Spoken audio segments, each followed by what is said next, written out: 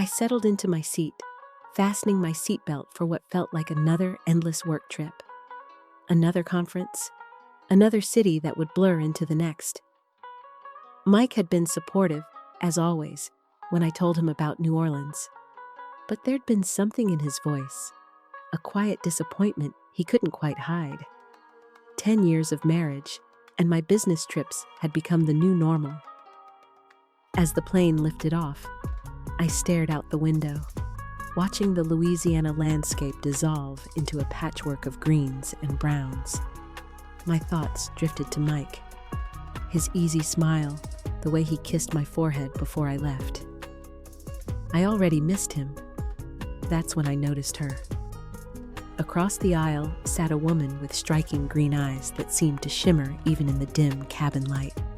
She smiled when our eyes met, confident, warm, a little mischievous. "Skyler," she said, offering her hand when the seatbelt sign dimmed. "Advertising. Heading to the same conference, I assume?" "Eden," I replied, shaking her hand. "Marketing analytics."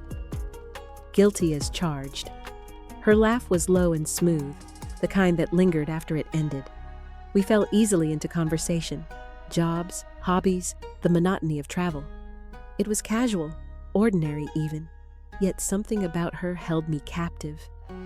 Maybe it was the way her eyes lit up when she spoke, or the way she laughed at my dry humor like it was something rare.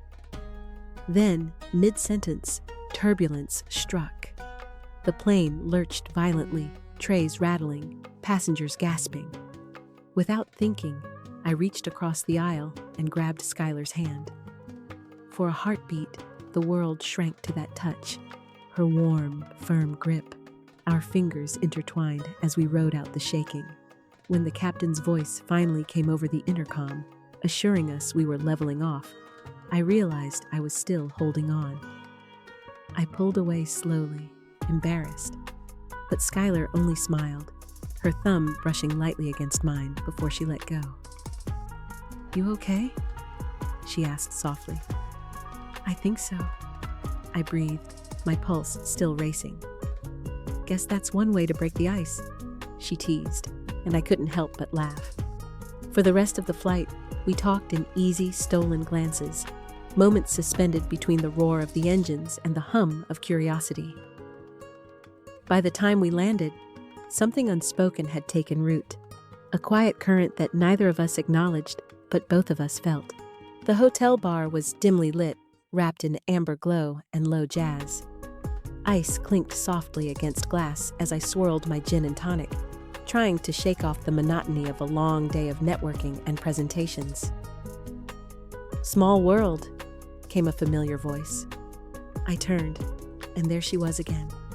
Skyler.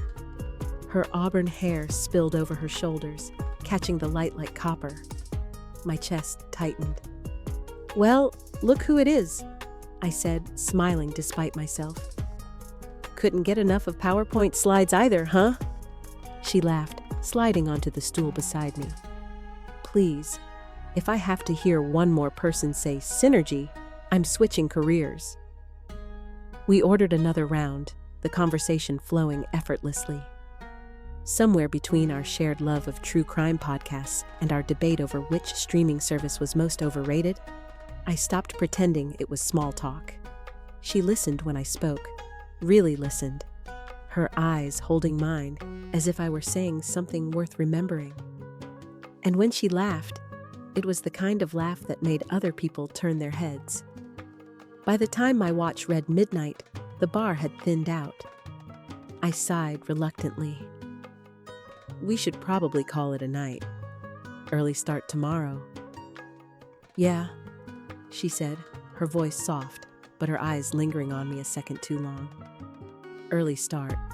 That look, the faint sadness in her expression, the hesitation, stayed with me as I walked back to my room. I told myself it was just a connection between two friendly strangers. Nothing more. But deep down, I knew better.